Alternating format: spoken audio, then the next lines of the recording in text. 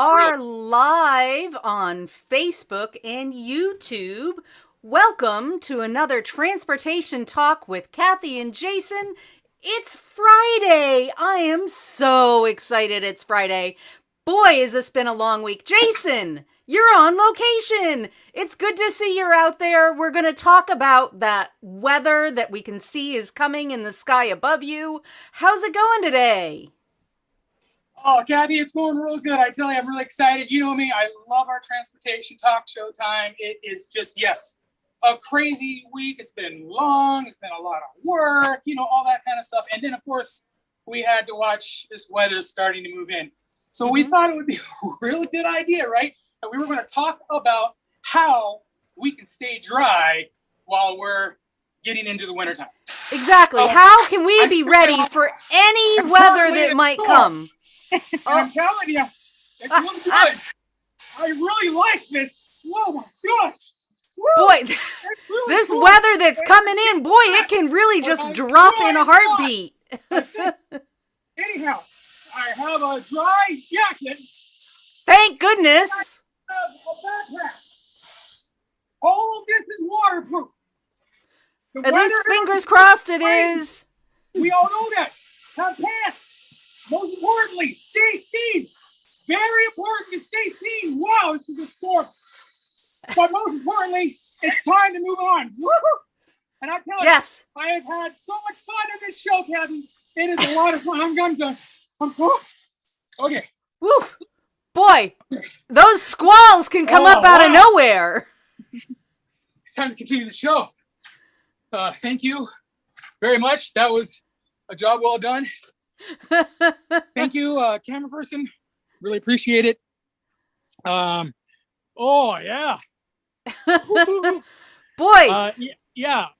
So as you can tell, I just got blasted by a storm. It's called Storm Nate. Okay. Yeah. And he's the first named hurricane of the season around here. It was a lot of fun, actually. But I think that there's a real important lesson here. Number one, do not give your shop guys the absolute rain, literally allowing them to just completely spray you. 2, stay dry as much as you can. Yes. I can feel that I am relatively dry underneath here, Kathy. Okay, let me see here. I'm gonna double check. Okay, you might not be able to tell very well, but I can tell you. Yes, so the whole idea here. I'm dry. I am dry. Woo-hoo. I'm a little warm, but I'm dry. So, yeah, this was really important and fun, right, Kathy? Yes. So the whole idea here is that we have a little bit of fun in showing you how to be prepared for anything, for any weather that might come around. And so I'm going to talk with you folks about this just for a second while Jason gets himself into some indoor wear and gets on his ability to interact with us again, and so that he can be right here with us. We wanted to use this opportunity to show you how to be prepared for what's coming. Absolutely. And that means doing exactly all the things that you may not have been able to hear Jason talking about because he was dealing with a sudden onset of a shower. It sure was. Which happens around here, not necessarily man-made as we just did. So, thank you, Jason, for putting yourself out in the elements. And demonstrating how important it is to have dry gear and stay visible out there. Because I don't know if you noticed, he had a hard time seeing when the rain was blasting in his face. But also, we also could have a harder time seeing him. If it was just a little bit darker, we might not have been able to see him in his dark gear, which a lot of us have. And so he put on that high-vis vest, and that made him more visible, which, I just have to show off at the moment. I have my boyfriend here with me to show you what other high-vis gear might look like. And so he's got his vest on, And then on top of his high gear vest, he's got this strap that has a reflective stripe in it that you can put on over anything. And so if you're wearing a puffy coat and the high vis vest won't fit over it, or if you don't want to carry around the bulk of the high vis vest, you can keep these straps in your purse and then put them on as you leave your building, and then you have high vis gear. Yeah. You may or may not have seen Jason and I at the Hispanic Latinx Cultural Heritage event in Seaside a couple weeks ago, but we were giving out some really great gear, some bike lights, which if you see us, come hit us up. We have a limited quantity left to hand out. And then we also had some high vis reflector bands that you can put on the outside of your jacket. These are all demonstrations of, even if we don't have them, if you see them out there, they're a good thing to add to your supply so that you can be prepared. There's some lights. Let's see if I can get this one to turn on. There we go. It's a blinky light, and it attaches to your jacket or your backpack. And so when you're out there walking around or biking, drivers or other walkers or other riders can see you because, it's light right now, we think. So why would we need these things? But it's not going to always be light like this. As we talked about, pretty easily, some inclement weather can suddenly blow in. Clouds can obscure the sun. It can get gray and dark out there pretty darn quick this time of year. And we want to make sure everybody stays bright and is seen. Yeah, it's just so important to ensure that we're seen. I know I just went out there and showed you how to stay dry in inclement weather, but really staying seen is even a bigger deal. I mean, you can usually survive being a little soaking wet, right, Kathy, on your commute, but it's not easy to survive if drivers out there on the road can't see you. So it's important to use those tools that Kathy is showing off there as well. Exactly. And so, I mean, both of them are important. This is October is safety emergency preparedness month. It's also Walktober. We want to celebrate all of those things, and we want to make sure that if you're out there and you're out and about, that you are staying safe. And like Jason said, that does include staying dry. So make sure you get yourself some good quality rain gear. We all know around here, water resistant is not enough. No, it's not. Water resistant is not enough. Make sure your gear is waterproof. Otherwise, we'd be looking at a whole different scenario here with Jason joining us. He would be soaked through rather than perfectly fine. Maybe a little cold, but perfectly fine.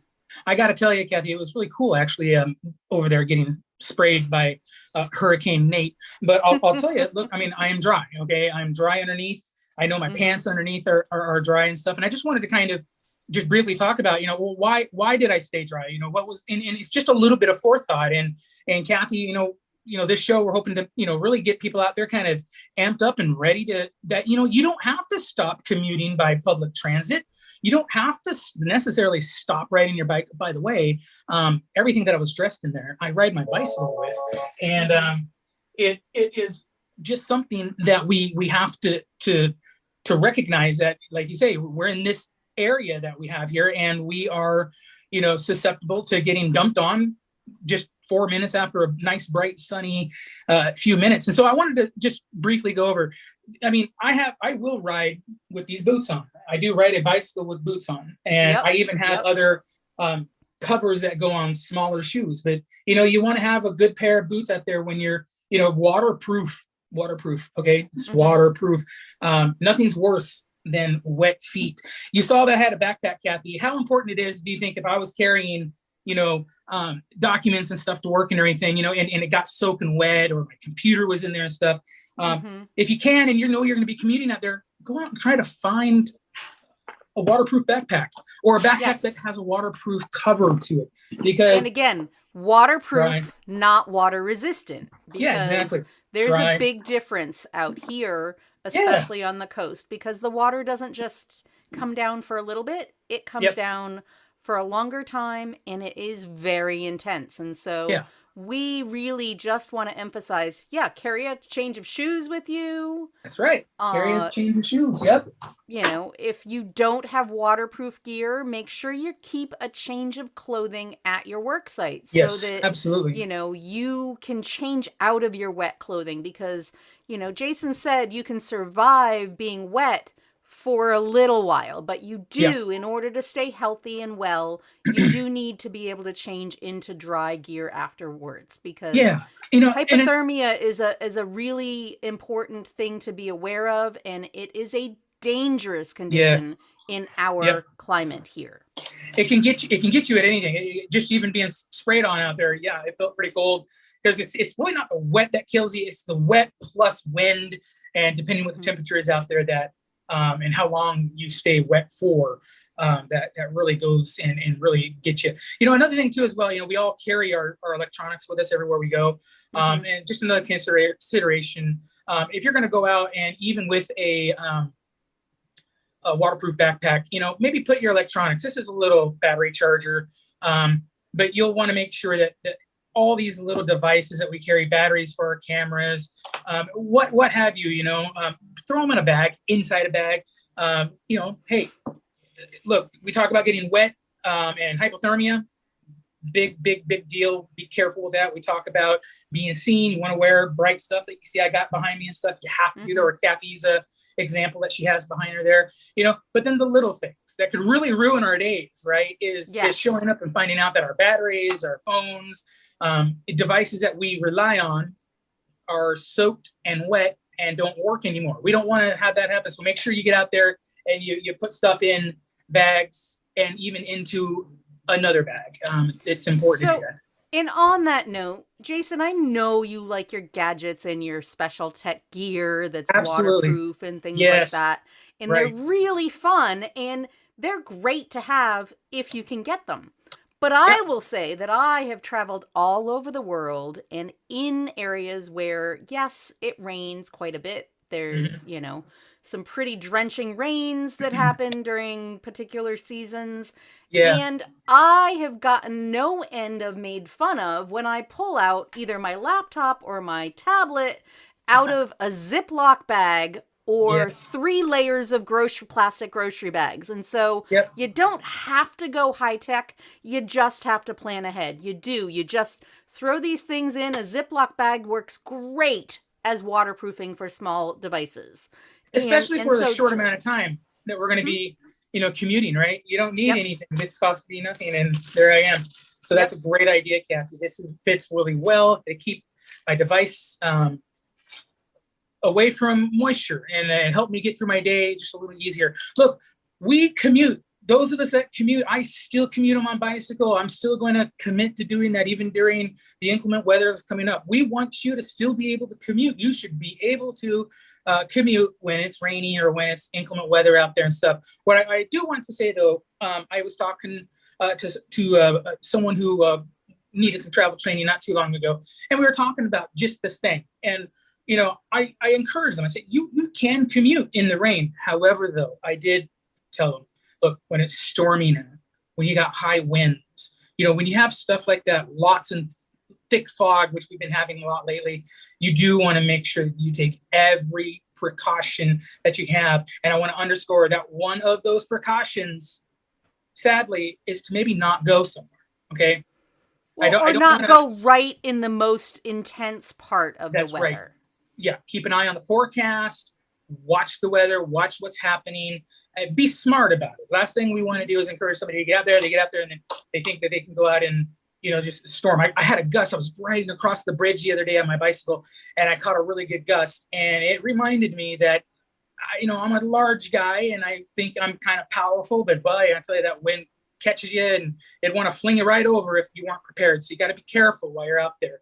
And Mother Nature is always in charge. Yes, that's always right. in charge. And so just being aware and working with Mother Nature instead of trying to win over or beat out is always a good idea. And so our weather here that we all have to deal with is a very wide spectrum of conditions. And so it can be everything from winds or Yep. rains or Absolutely. fog or Yep.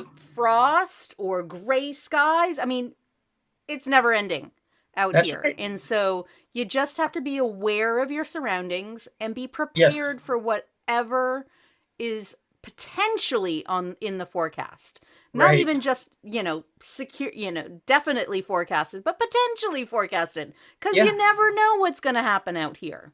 So, hey, Kathy, I'd like to ask people out there who are watching and people that might watch later, maybe if not live, why don't you submit to us? I want to know out there, those of you who do commute, who go out and take advantage of our local community during good and bad weather. What do you put together? What is your bad weather kit?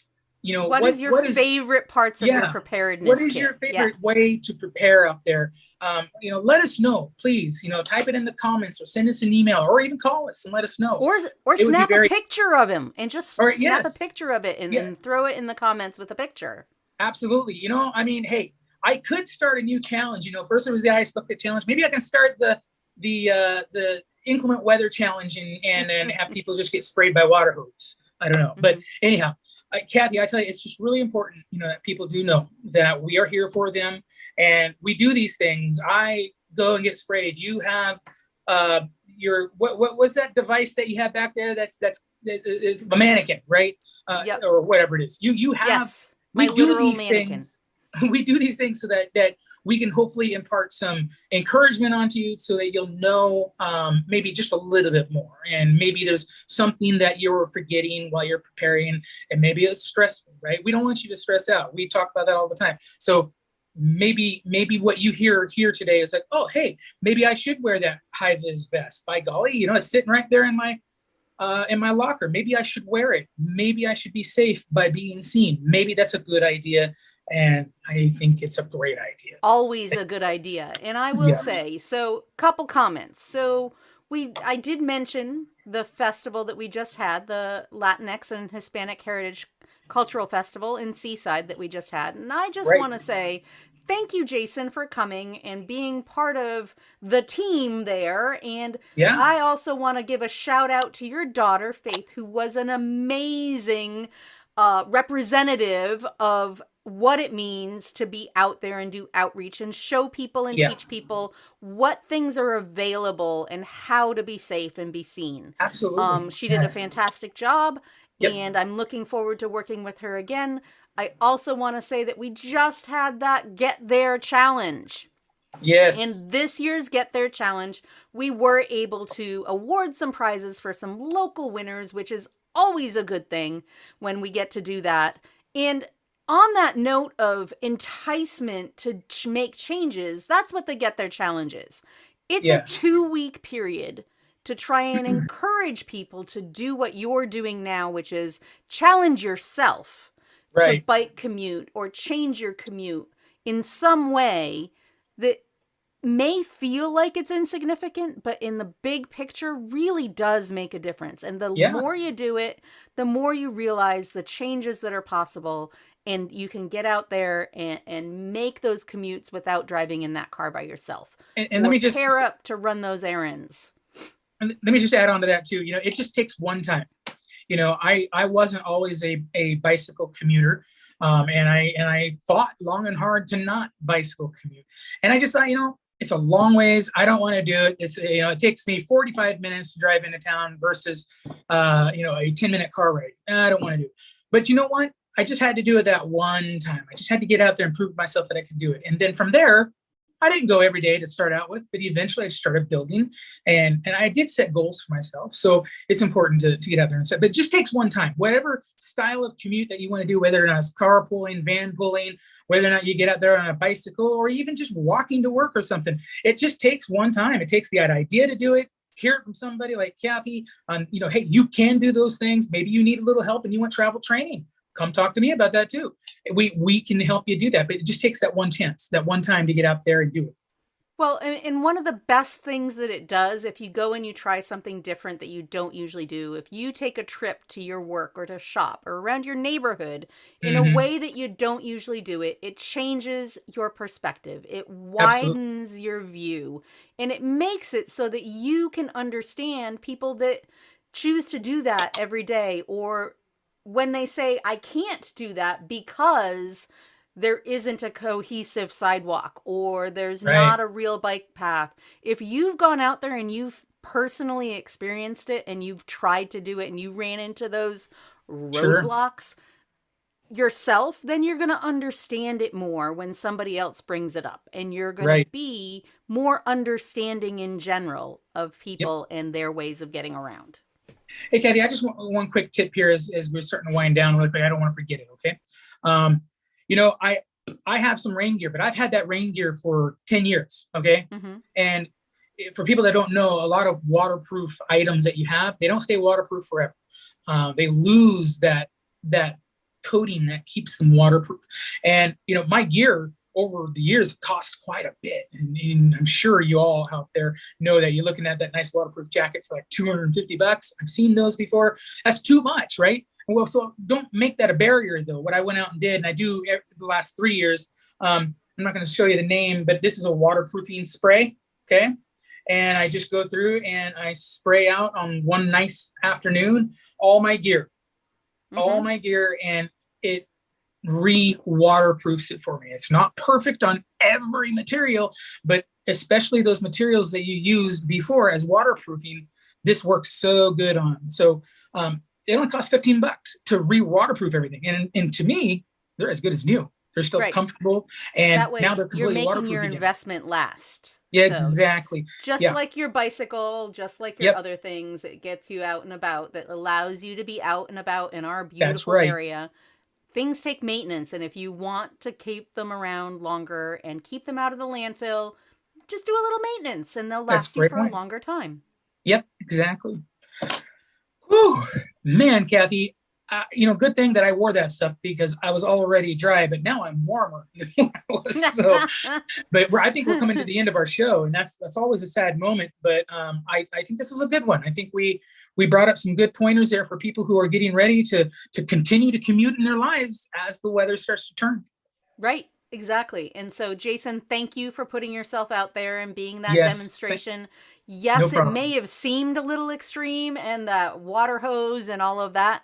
However, it's only a fraction of what our downpours can be. And we have one of those extreme weather events that's being predicted for this weekend. Yes. So just so you know, be prepared out there. If you're going to drive your car, be ready, go slow down, turn on those lights.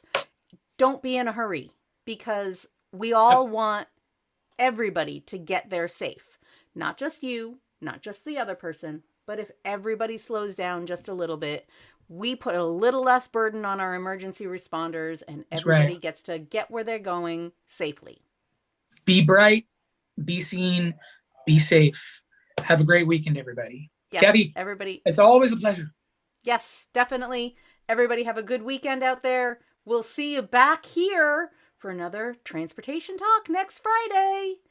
Have a good weekend. Bye-bye. Bye.